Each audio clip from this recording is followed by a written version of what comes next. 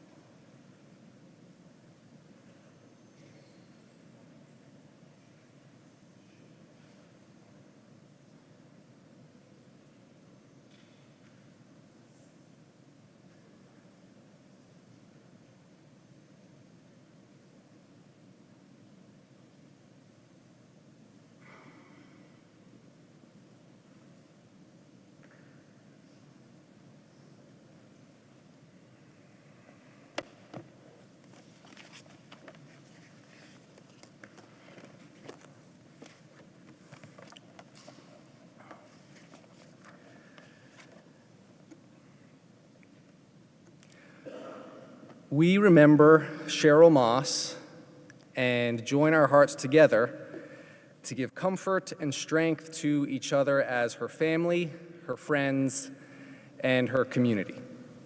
I want to extend condolences in particular to Sheryl's family, her children, Greg and Leslie, their spouses, Julie and John,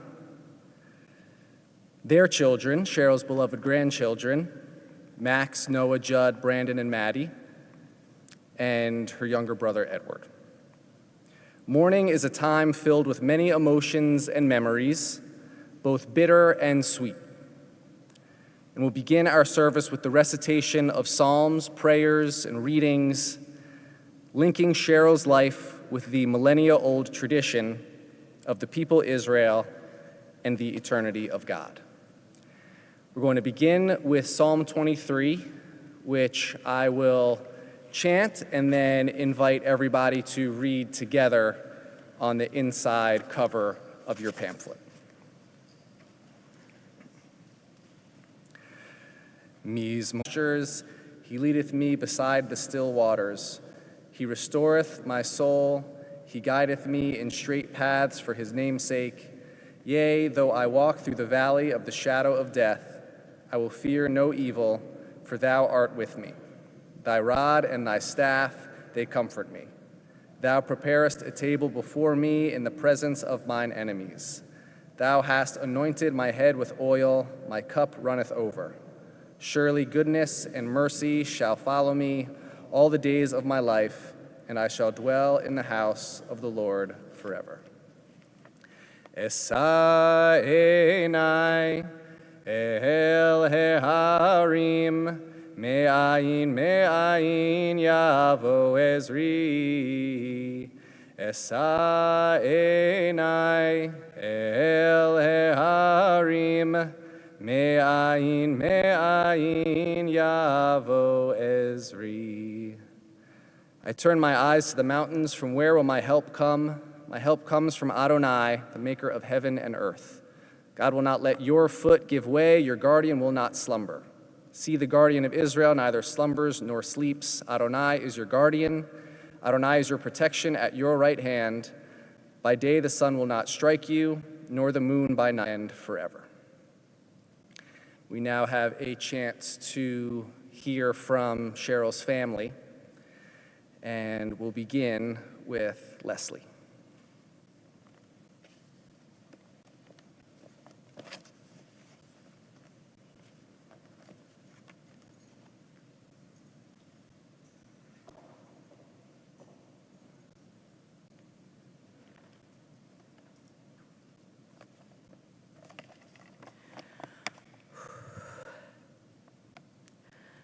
I want to once again, and all too soon, thank each and every one of you for being here and for all of the beautiful messages you have sent in the past few days. I also want to thank my amazing brother and sister-in-law, who is not in-law at all, but my true family. It has taken a village to get through what has happened to us in the last year, and I could never in a million years have done it without each of you. The same goes for my boys. For Mother's Day, they gave me a bottle of what looked like pills inside, a bottle of pills, but inside every capsule was a tiny scroll with something that they loved about me. And having just come from spending what I knew would be the very last Mother's Day with my mom, it uplifted me beyond description. It just so happened that the capsule I opened the morning after my mom died read, "You are the most generous and kind daughter." It brought so much comfort, as have all of their warm hugs and willingness to listen to so much sadness for so long. And then before I get to my mom, I have to tell you about my husband. This man has been a rock for all of us. I'd bet he's given at least 4 hours a day every single day for over a year to my parents. There were logistics galore, but also endless love and support for each of them and for me. John is the best gift that God has ever bestowed upon me. And now my mom. Sheryl Moss was a force. She was strong, she was smart, she was irrelevant, she had style, wit, and pizzazz. But deep down, more than any of that, she was a nurturer. She loved her children and her grandchildren and her friends with every bone in her body. And ultimately, I believe that's what led her to find my dad. They were bonded by that sense of love for family, and look what they created. It's all right here in the front row. And in the end, to me, that's what matters most. It's what we're here on this earth to do, and she did it with extraordinary will and determination and thoughtfulness and love. One illustrative story, when I had my first baby, Noah, I was terrified to give him a bath. So Greg and Julie came over to help and taught me the ropes, but that poor baby was screaming bloody murder the whole time, and I was having a complete breakdown. The next time Noah needed a bath, my mom came. And I will never forget, no offense, Greg, but I will never forget how she kept him wrapped tightly in a towel and removed each limb one by one to gently wash it with a warm washcloth. He was so serene and calm, and that cemented our relationship as grandma, mom, and grandson forever. Let's take a breath now and focus on that wicked sense of humor. I'm quite certain that there's not a soul in this room who hasn't found themselves either blushing a deep dark red or laughing so hard that there were tears pouring down their faces from something that Sheryl Moss said. Most of the examples that come to mind are not fit for repeating in temple. Like the fact that she asked me last week to promise, this is true, to end her funeral before anyone leaves with the words, "Donald Trump is a mother effing blank sucker." If any of you choose to vote for him in November, I cannot guarantee your safety now that she is above us and she can see all. As I did with my dad only 7 months ago, I want to focus on the many gifts that I got from my mom. Most of all, she gave me her strength. She was determined to make sure that I was always told how smart and capable I was, that I could accomplish anything I set my mind to, and that I would never have to depend on anyone else to put food on the table for my children. And that was a great gift because there was a time in my life that I very much needed to be able to fend for myself, and I was able to do so, to make a new start for myself based on the education and confidence that she instilled. The flip side of that is that she also passed on her love of shopping so that any money that I was and am able to earn doesn't necessarily last all that long. I found my speech the other day from her 60th birthday party, and I will repeat here from that speech that no one other than Imelda could possibly have as many pairs of shoes as Sheryl Moss. When I was cleaning out her house and then her apartment, the number of pairs of shoes I found just seemed to keep multiplying to infinity. And then there was her beauty. There was never a greater compliment than being told I look like her, even at 80 years old. She was absolutely stunning. Julie kept marveling as she died that there were literally no wrinkles on her face. Another gift I'll mention is my mom's extraordinary intelligence. This was one whip-smart lady. The last few years, I've been begging her to write a blog. I think most of you have been the recipients of her well-reasoned and quite eloquently written missives on the topics relating to current events, which is another passion she shared with my dad. I regularly sent them to my college friends, and they were always dumbstruck by how articulate she was, and they gave me the blog idea. They say that children learn what they live, and maybe the most special learning I got from my mom was the beauty of female friendships.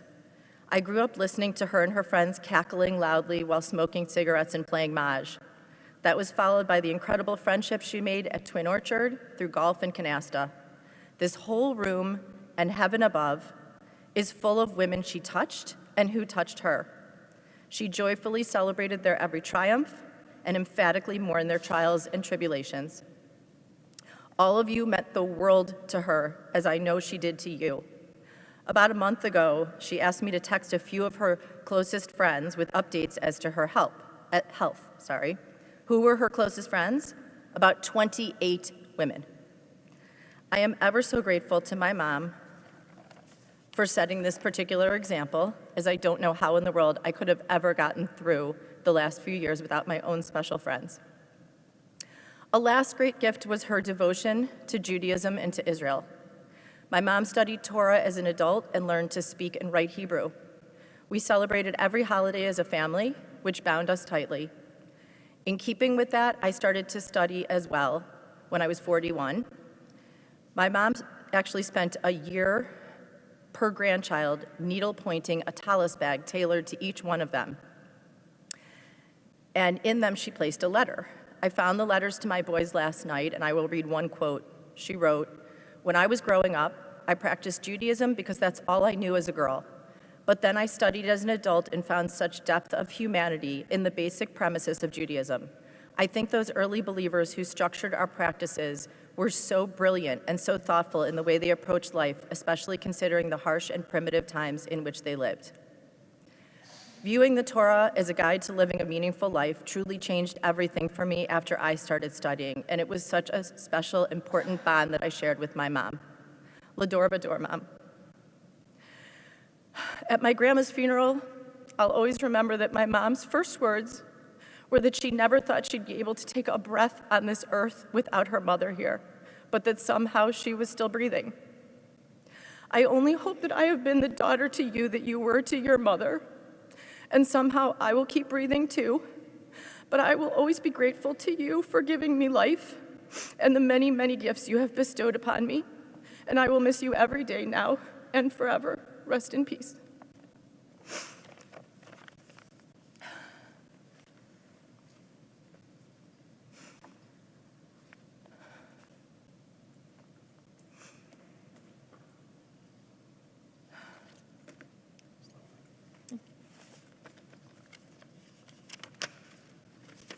Hello, everybody. I'm John, Leslie's husband, and Sheryl Moss was my mother-in-law. Let that percolate. As Leslie said, she was a force to be reckoned with. But let me tell you something. I first met Sheryl when Leslie and I were somewhat of a serious dating item already, And when I met her, I was immediately struck by the twinkle she had in her eye, her wicked sense of humor, how beautiful she was, and how intelligent she was. And from that point on through the rest of Sheryl's life, she was just wonderful to me. She was always going out of the way to be thoughtful and kind to me, and we had a very special relationship. If I happened to mention I liked some sort of cookie I saw in the grocery store, she would bring it over every time she'd come by to the house. She had a wonderful relationship with my family, and particularly my mother, and Sheryl was really just wonderful to me in a very important way when I lost my mom. She worked hard every birthday that I had to make sure that I got a gift that she thought would be meaningful, often harassing Leslie to a great extent to make sure that she could find something. She was loving to my children and would always try to spoil them, often through food. She loved to cook, and she loved to bake for people and loved to feed people, and we all loved her delicious banana bread particularly. We shared a compassion and a joint compassion for food together, although she, in later years, to help keep Michael healthy, used lots of ingredients like, I can't believe it's not butter, and something she had called no salt, salt. And it was something we always bonded over. We loved to try each other's dishes, and it's a way we both express love for people in our family.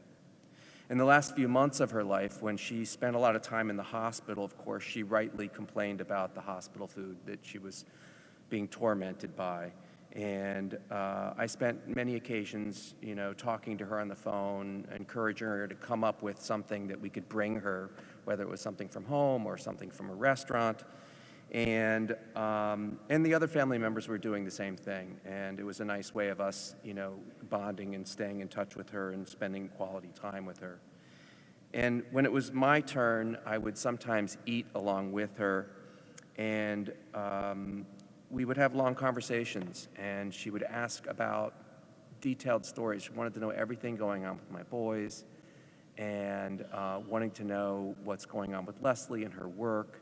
And we would spend the remaining time trying to, solve world political issues through her eyes and her own brand of biting humor.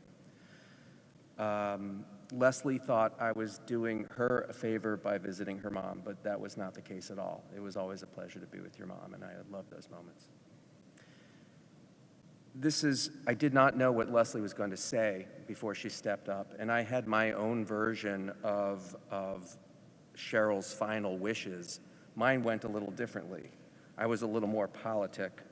I said that when she knew that the end was coming soon, she asked if someone could say something very specific about a particular politician with blonde, wavy hair, but that I didn't want to say it out loud in fear of embarrassing her or Leslie, but was going to offer to tell everybody about it at the Shiva. So I'm glad you got that out of the way. You did a better job. At any rate, I know that Sheryl was many things to many people. To me, she was just a wonderful, lovely person, and I'm glad to have her. I loved her, I'll miss her, and my condolences go out to everybody else who loved her as well.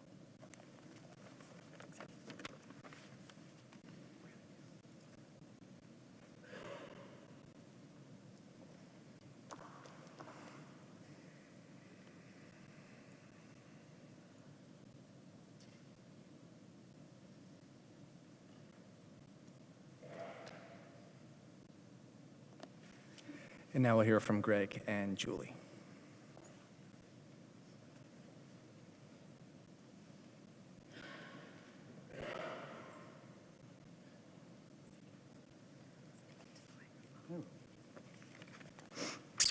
Before I get started, I just want to say thank you to Leslie and John. Like Leslie said, it was a long journey, and without the two of them, I don't know what we would have done, or what Julie and I would have done without you two. So love you forever and love you so much. Thank you.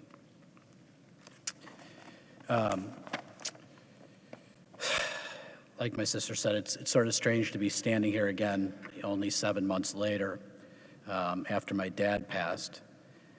But as Forrest Gump said, and is so true, life is like a box of chocolates. You never know what you're going to get. With that said, as I said, it's been such a long journey, 2 to 3 years for me and Julie and my sister and John and our kids.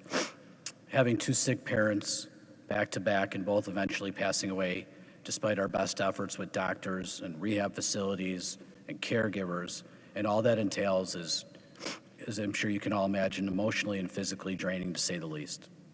It has definitely taken a toll on all of us in one way or another. However, what I will say is that even though I knew this before all of it happened, I now realize more than ever how lucky I am to have such absolutely incredible friends. While it certainly wasn't my intention, ultimately so many of my conversations with my friends over these past couple of years were spent going through events of the day, week, or month pertaining to my parents. And despite what must have been a tiresome subject for all of you, not one of my friends ever did anything other than provide the most love, compassion, empathy, and sympathy for me, my family, and my parents. And for that, I will never forget or take for granted any of you or your friendships or what you mean to me.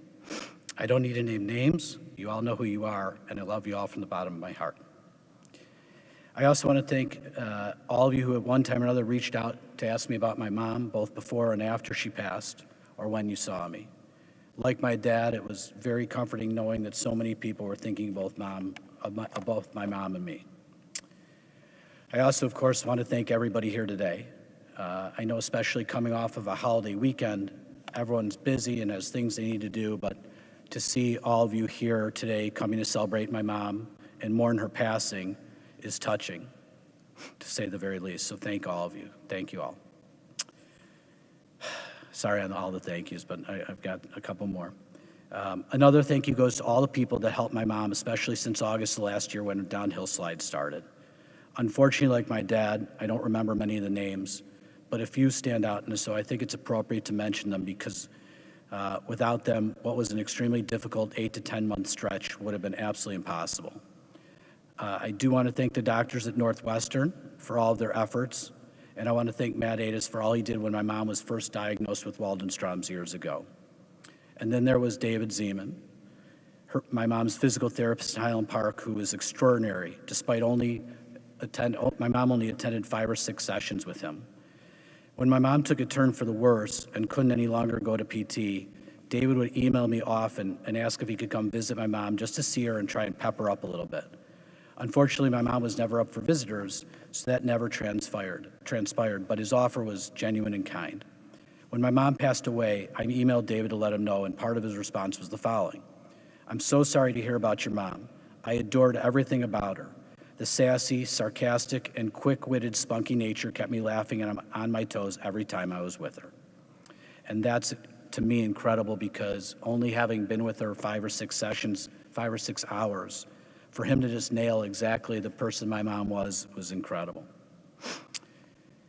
However, I have to say that probably the truest thanks goes to the caregivers that stayed with my mom and took care of her.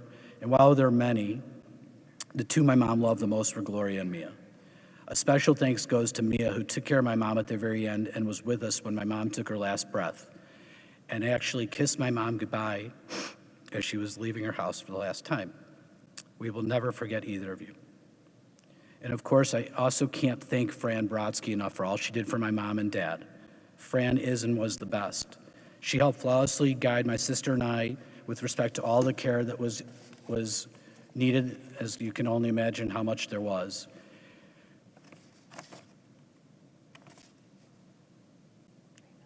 I'm missing a page. That's okay. It's on your phone. No. Oh, God. Kevin. I'm going to add them. Oh, I'm not missing a page. There you go.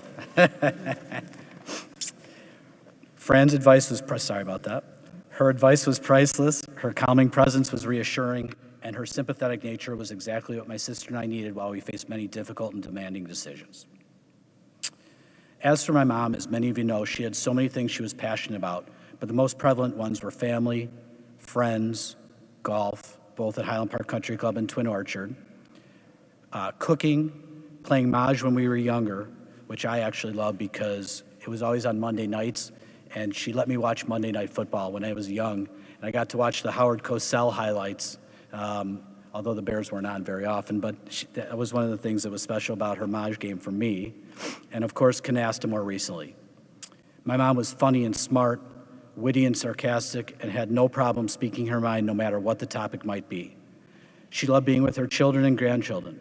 She loved being with her friends either at Twin Orchard or at their homes or out to lunch or wherever she could be with them. Speaking of friends, and there are just too many of you to name, I hope you all know how much each of you meant to her. She spoke so lovingly of all of you, and there were so many times that she counted on you for various things in her life, and you were all there to support her in both the best and worst of times, and that meant the world to my mom. Of course, I would be remiss if I didn't specifically mention Bob and Arona Landsman by name. I know I said it when my dad died, but the two of you are such special people and friends. The love you shared with my parents is and was special. I'm so glad you were able to share a lot of great times and events. My parents were lucky to have had you in their lives. As for my parents, while they didn't have a storybook marriage, we all know that very few married couples do. However, they truly loved each other for so long and shared so many great times and did so many special things together throughout the course of their 58-year marriage. Of course, while I am biased, the best thing they did and what truly defines their legacies is the family they created. From Leslie and I came Max, well, from Leslie, Julie, John, and I, came Max, Judd, Maddie, Noah, and Brandon. And our family is something that nobody can ever take away from my mom and my dad. For me, personally, I could say this. I know that most people, when they think of parents and children, have a tendency to say that that father-daughter bond is so special. While I have Maddie, and I know that to be the case, I also know that the bond between a mother and a son is equally as special. My mom was my biggest supporter and was fiercely protective of me. It didn't matter who it was or what it was about. My mom always had my back 1,000%, and if you dared cross her son, you'd better look out. As one example of hundreds of times that she had my back, the one person that probably caught her biggest wrath was my 8th grade basketball coach, Jerry Weber, who many of you sitting here today may know. As a little bit of background, my mom thought I was the best basketball player in 8th grade of all time. Well, I was close, but I wasn't quite that. But anyways, we were playing in the end of a year tournament, and I remember picking up 2 fouls early in the first quarter. And for whatever reason, Coach Weber basically forgot to put me in the rest of the game other than for a couple minutes, and we ended up losing. My mom was furious. She was 100% certain that if I had played more, we would have prevailed in that game and moved on in the tournament. The problem is that while that could have just ended it, Coach Weber decided to call me after the game. A huge mistake. My mom ripped the phone out of my hands and just let him have it. I mean, just crunched him. The poor guy had no idea what hit him. He was, but I could tell you this. I know that while he should rest in peace, Coach Weber, I'm sure he never forgot another player that he started all year long ever again. There's countless other stories just like that one, and certainly too many to tell and have you guys sit and listen. But for those who knew my mom or were part of some of her stories, you can use your imagination, and I'm sure would not be surprised by any of them. The one last thing that I will share is the advice she gave me. Unfortunately, you guys probably remember some of the things I said about the advice my dad gave me. She gave me a little something different. She had 2 things that she told me on a regular basis since I started high school. The first was this: make sure you always wear boxers so that my privates could breathe. That would allow me to have lots of grandchildren for her and my dad. And the second one, I shouldn't say it, but the second one was never let a girl I was fooling around with tie me up. Those were her big things. That was my mom. Crazy. To Julie, my mom was so happy from the very day she met you and was overjoyed that you chose to marry me. She loved talking to you, she loved laughing with you, and just being with you. She flat out loved you from the very bottom of her heart and was so impressed by everything you did, including the most important thing to her, which was raising her grandchildren to become the special people that they are today. To Max, Judd, and Maddie, Please know that Grandma is so very proud of each of you and loved you with all her heart. When she decided to stop her treatment and enter hospice, she asked me what I thought of that decision. I told her I really wasn't the best person to ask because I'm afraid to die. Without hesitation or skipping a beat, my mom looked me right in the eye, and she told me she wasn't afraid to die and was at peace with her decision to stop treatment and enter hospice, because not only did she know that Aunt Leslie and I were great, but she knew that her grandchildren were spectacular, and that she could die knowing that you were the best kids and we'd be tremendous successes in life with amazing families. She was over the moon when Max was born. She called him the most beautiful baby boy she'd ever seen and loved spending time with him and feeding him. She found Judd to be the most special person. She loved how he counted the score after every field goal or touchdown the Bears made, and then used the computer when he was only 4 years old. She also had the best time hosting Judd and Jake Pilot in Florida for weekends of food and golf. And of course, she couldn't have been any more thrilled by the arrival of her only granddaughter, Maddie. She loved everything about you. She loved being with you. She loved running her fingers through your hair. She was over the moon, and she was over the moon for you when you got accepted to University of Wisconsin because she knew that made you so happy. Finally, to my mom. You will be missed. I was so lucky to have had your wit and smarts and humor and everything else that went along with you in my life. You made a beautiful family, and you taught us what it was to take care of each other. You would have smiled if you'd heard and read all the beautiful tributes I received from friends of mine and friends of yours. Although I will miss you forever, I really did mean it when I told you it was okay to stop fighting. And I'm so glad you heeded my advice and passed away quietly and peacefully so that the pain and agony and frustration you dealt with since last August is over. It's impossible to express how terrible it felt for you during the last 8 to 9 months. And so for that, I'm glad you're in a better place where you can be with your dear friends who preceded you in death and you can be free. I can't thank you enough for being my protector and putting me on a pedestal that I didn't deserve, but was always very proud to be on. I know there will be things I will do along the road the rest of my life that may seem like I should be knocked off that pedestal, but I know you will never allow that to happen in your world. And of course, I want you to know I was proud to be your son and proud you are my mom. I love you so much. Please rest in peace.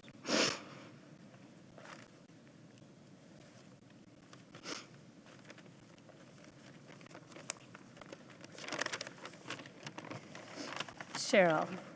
Sheryl was an amazing mother-in-law. She didn't like her own mother-in-law very much, so she tried really hard to be the best mother-in-law for me, and she succeeded. We had a very special relationship, and we got along great. We only had one fight in 27 years, and that was due to my fear of elevators. I may have yelled at her when we got stuck in the elevator in Memphis, and I wanted to walk down 27 flights of stairs, and she thought I was crazy, which I probably was. I walked down the 27 flights. Sheryl had such a great personality, funny, witty, smart, sassy, and filterless. She always had hilarious stories to tell, but again, like everyone said, I can't share any of them in the sanctuary. She constantly made her friends and family laugh. She was over the moon when Max was born. Max made her a grandma. I think she loved that title best, grandma. She was a fantastic grandma to all 3 kids, always willing to babysit them when they were little, always available whenever we needed help. She loved having all the toys and paraphernalia at her house. She even went out to get the boys a Thomas the Train table and a bunch of dolls for Maddie. As they got older, the boys golfed with her often, and she so enjoyed watching them play. She also really had a lot of fun playing canasta with Maddie. My favorite 2 stories I have to share are these. The first one was when Greg and I went to Florida when I was pregnant with Max. After one night, Greg had to leave to go back to Chicago for work. When I approached the pull-out couch to go sleep, Sheryl wouldn't let me sleep alone, and not only demanded that I sleep in bed with her and Michael, but that I sleep in between them. How could I say no to my mother-in-law? So I slept in between them. The second story was when Maddie was 5 and got lice at preschool. I was very calm until I got lice myself. I was so freaked out, and Sheryl came over and picked every little bug out of my head. I will forever be grateful for that. Lastly, the most important lesson I learned from Sheryl in all the years I knew her was to always carry a tweezer in your bag. You never know when an unwanted hair will show up. And just so you know, I put a tweezer in for her. Sheryl, hold on. Okay. Sheryl, I'm so sorry you suffered the past 6 months. I'm so glad you're finally at peace. I miss you already and love you always. Please give my dad a huge hug when you finally meet him. He will love your sense of humor. Okay.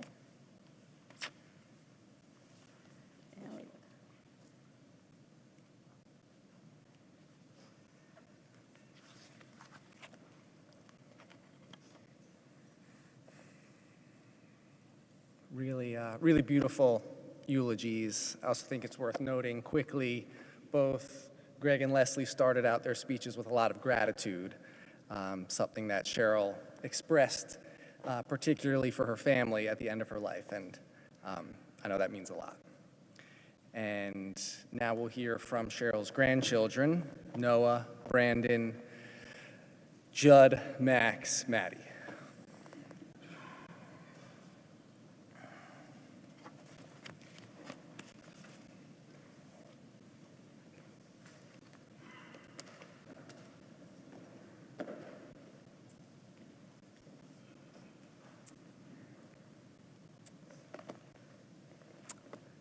Not to sound conceited, but I was Grandma's miracle. Every time we talked, she would greet me by saying, "Hello, my number one grandson," and somehow find a way to weave into our conversation the story of how I was born, or as she liked to call it, the day she became a grandmother. She would always point out the little blonde hairs in the corner of my head, astonished that I still had them 24 years later. She also always made a note to comment on my beautiful blue eyes. She was really funny in a very different way from Grandpa. She had no filter and said whatever was on her mind, no matter who was listening. She wasn't afraid to point out the schlub walking by at lunch or make fun of any weird-looking politician while watching the news. Maybe the funniest part about her were the letters and the voicemails I used to get from her at camp and in college. For instance, my letters to Grandma would be, "Hi, Grandma, I'm playing this sport and that sport. I'm having the best summer ever. Love you, Max." She would reply in a 2-page long essay written in cursive that a 9-year-old couldn't read. And she would say something along the lines of, "Hi, Max, glad your summer is great. The weather here is truly terrible. The air conditioning is broken. Grandpa spilled all over the carpet, and my golf game is pitiful." Then never stopped. In college, I would wake up in the morning and find voicemails from 3 a.m. saying, "I'm so sorry if you're with a girl, but Grandpa won't turn the TV down, and I can't get any sleep." I'm gonna miss those voicemails and those letters. I'm gonna miss the cards that she sent every holiday, no matter what, along with her chocolate chip banana bread. That was truly the best dessert ever. Gonna miss the red lipstick marks that she left on my cheek every time I saw her, and she would apologize and scrape it off. So Grandma, I love you, and I'll never forget you. Your number one grandson.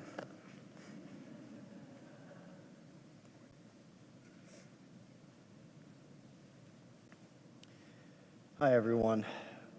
So my mom, Leslie, spoke just a bit ago beautifully. And one thing that she had kind of spoke particularly about was the first bath that my grandma gave me and the care that she provided. And more than that, I think she used the perfect word, which was serenity. And ultimately, that's what a grandma is for their grandson or their grandchild, right? It is this undeniable, inevitable warmth that fills the room and that fills your heart as soon as you're with them. And that is something that Sheryl undeniably provided for her entire life. She was the most stable, there for you person at any moment. If there was ever something wrong, she was there. In fact, within the last few years, she has called me when my parents are away to offer assistance if needed, which was very kind of her. But I think really what sets her apart from most people was how proud of herself and who she was, that she was. And she was not afraid to be herself, as others have echoed. And even if that meant saying some things that maybe we can't repeat so much right now. It was really a beautiful sentiment that I think I learned so much from and will continue to learn from for my entire life. My fondest memories of her are in her kitchen, as others have noted, where she was not only a phenomenal chef and baker, but she loved to do it. And I think it gave her a sense of peace and calm. And the smells that I can still remember that I'll never forget from opening her drawer of cereal boxes and having Golden Grahams and old Nabisco crackers that, you had to go through her shelves and get real lucky to find anything that hadn't expired around the 50s or 60s. And once you found something, though, you were real happy. That woman stopped at nothing to provide comfort, to provide safety, and to provide love more than anything to everyone around her. And before I wrap up, I want to make a quick note to both my mom, Leslie, and her son, Greg. I think both of you have had an immensely difficult year, understandably, in losing both parents. And I want to let both of you know that I think that both of you have gotten the best qualities from each of your parents. I think that you acquired your father's positivity and his beautiful view of life, and I think you've acquired the sense of purpose and respect and admiration and love that your mom provided. So, Grandma, I love you now. I will love you forever. You will always be an inspiration to me. Thank you.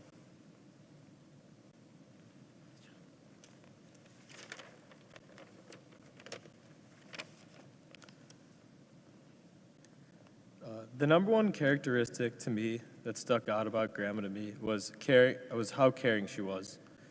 She always wanted to be the best grandmother possible and wanted to be involved in our lives in any way she could.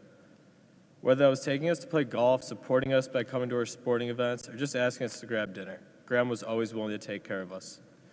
One time when Max was actually sick, I also started feeling sick and definitely wasn't related to not wanting to go to school that day. And, of course, I know what you're thinking. Judd didn't want to go to school. I thought that guy loved school. You're not wrong, but that can't compete with spending a day with Grandma. She was more than willing to watch me when my parents were with Max. So instead of school, I got to hang out with Grandma all day. We got some Michaels and had a great day off of school. When Grandma asked what I wanted for lunch, whatever I answered, there was no way she was turning it down. Because Grandma always wanted us to be as happy as we could be. Just ask Max and my mom about how many hot dogs toddler Max can eat.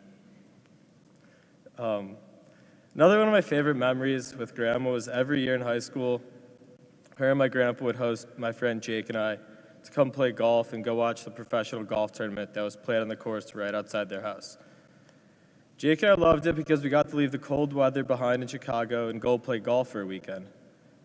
But I also loved it because I got to spend a whole weekend with my grandma. One of the things that made Grandma such a special grandmother was how much she loved to take care of the people that she loved. And I always appreciated that whenever we got there, we were her only focus for 48 hours. And she also loved Jake, which I also appreciated. Before we got there, Grandma would ask us to send her a grocery list. I would always give her a few things, whatever. But the fridge and pantry would just be stocked. You couldn't see anything else in there but food and hit you right in the face. We'd walk right in the door and there'd be chicken wings waiting for us. But of course, the first thing she did when she saw us, like every other time Grandma saw us, was give us a big kiss on the cheek, got red lipstick everywhere, and then wipe it off. From the second we awoke until we went to sleep, if we were at their house, Grandma was doing her best to make sure we were as happy as could be. That usually meant Grandma offering me a slice of babka every 5 minutes, but it also meant Grandma was willing to do whatever we wanted, just so we could have the best weekend possible. Those weekends were always something I looked forward to as soon as winter hit, because it meant I got to spend a full weekend with Grandma. And it's this caring nature and how much Grandma loves us that I'll miss most, and I'll love you forever.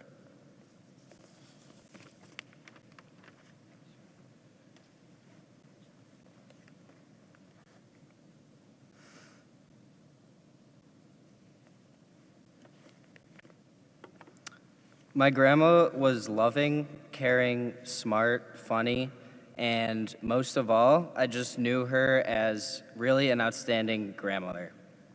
I was lucky enough to spend my childhood only a few-minute drive away from my grandparents' house, and there was nothing I'd look forward to more than a sleepover with Noah and I at their house, where Grandma would always make us her famous chocolate chip pancakes with bacon in the morning, and she'd constantly feed Noah and I throughout the night while we watched TV with Grandpa.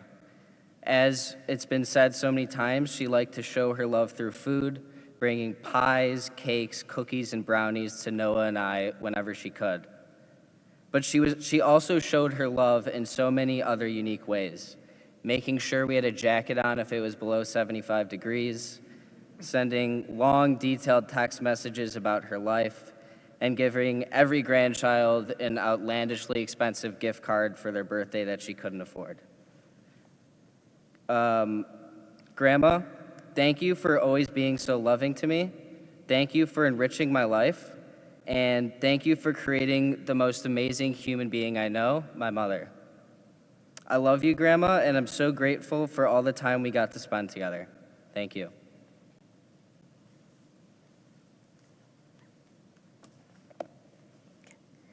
Every year when my birthday comes around, my grandma would call me and the first thing she would tell me was the story of her and my grandpa's reaction to finding out they finally got a granddaughter after years of having just boys in the family. There's something so special about being the only granddaughter. This was what sparked the most special bond between my grandma and I. We always shopped, went to lunch, and did our makeup together while the boys played golf. My grandma took me to all her special boutiques, and we always had fun together. My grandma also taught me how to play cards, and we always had so much fun playing together. We always had so much fun, and I'm forever grateful for that. Grandma, I seriously cannot believe this is real, and it will never feel real. You were so special to me, and I hope you know how much you meant to me. I always cherish our dates and our times we spent together.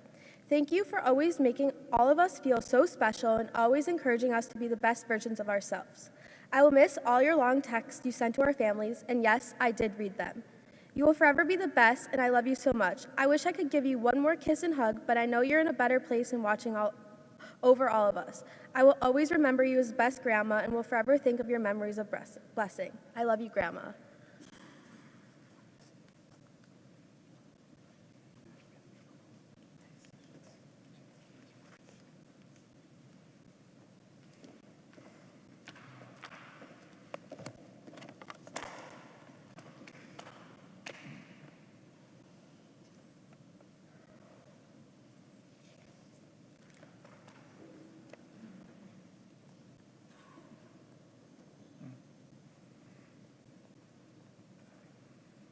Really special to have such strong grandmother-grandchild relationships. And as we've heard, I know this is something that was really important to Sheryl as well. On the Jewish calendar, we are currently in the 7-week period between the festivals of Passover and Shavuot. It's a period called the Omer. Each of these 7 weeks is associated with a sacred quality. And this week's is Yesod, which means foundation. I find it fitting, especially after all we've just heard, that we are honoring Sheryl Moss's memory during this week of the Omer in particular, because she was so foundational in the lives of her beloved family and friends. Sheryl was born on the south side of Chicago to Henrietta and Alan Suckerman, and was the older sister to Edward, who she loved very much. During high school, the Suckermans moved to Skokie, where Sheryl attended Niles West before studying literature at University of Illinois.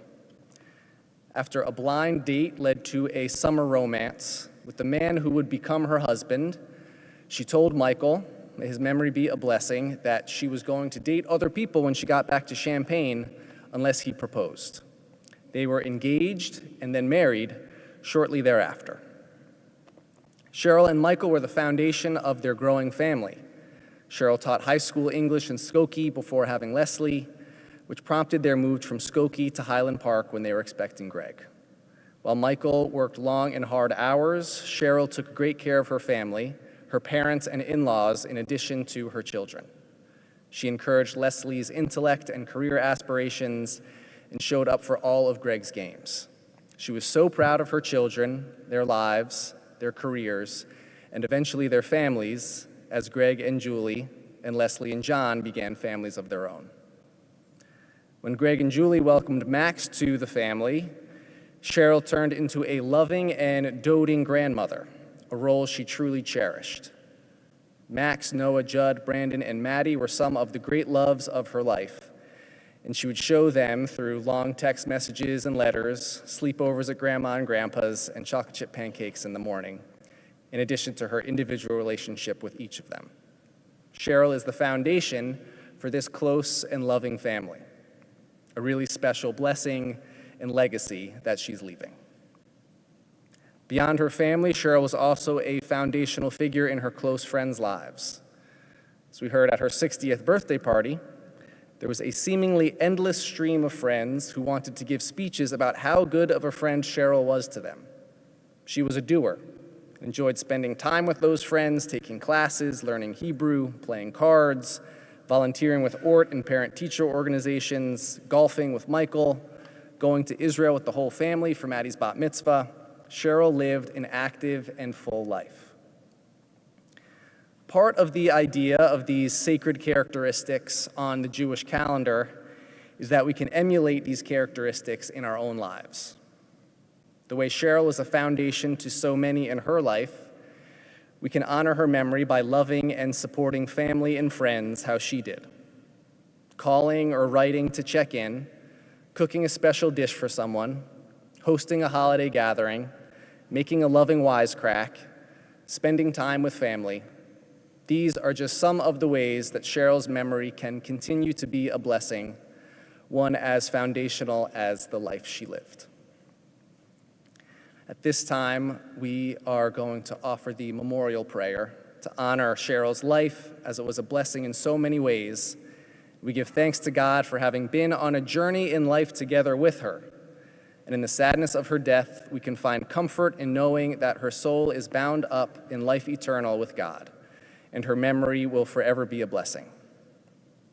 We'll offer words of our tradition as we pray that God protects and keeps Sheryl's soul for eternity. If you are able to do so, I invite you to rise for El Male Rachamim.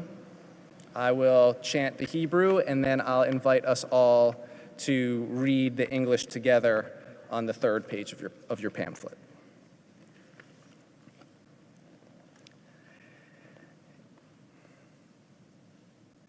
El Male Rachamim, Shochen Bamromim, Hamse Menucha Nechona, Tachat Kanfei Hashchina, Im Kedoshim Utohorim, Kizohar Harakia, Mazhirim, Et Nishmat Saratova, Shehalcha Leolama, Baal Harachamim, Yastireha Beseter Kanafav Leolamim, V'yitzror Bitzror Hachaim Et Nishmata, Adonai hu nachalata, v'tanuach b'shalom al mishkava, v'nomar amen. And together, compassionate God, eternal Spirit of the universe, grant perfect rest in your sheltering presence to Sheryl T. Moss, who has entered eternity. O God of mercy, let her find refuge in your eternal presence, and let her soul be bound up in the bond of everlasting life. God is her inheritance. May she rest in peace, and let us say, Amen. Everybody may be seated.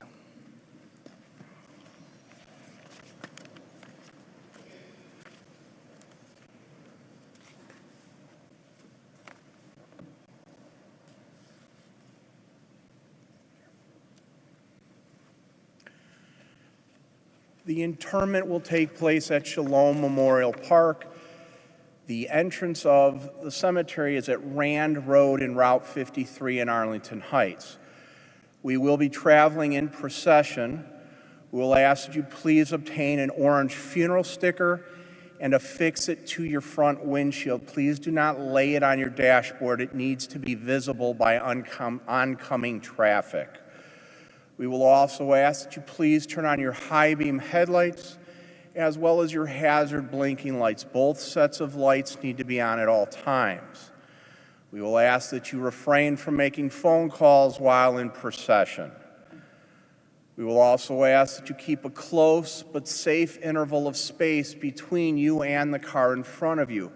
By avoiding large gaps in our procession, that does help us be more readily recognized as a funeral procession. Upon conclusion of the services at the cemetery, the family will be returning to Twin Orchard Country Club at 22353 Old McHenry Road in Long Grove. They will be there upon return from the cemetery until 9 p.m., with minion services scheduled to begin around 6 p.m. The following people have been asked to act as pallbearers. 5 grandchildren: Max, Noah, Judd, Brandon, Maddie, Edward Sucherman, Bob Landsman, and Arona Landsman. If I could ask everyone to please rise and stand in place as we escort the casket from the sanctuary. Once the casket and the family have exited, I will ask everyone to please go directly to your cars. If you are not going in procession, please exit the parking lot immediately so that we may form our procession unencumbered. Thank you.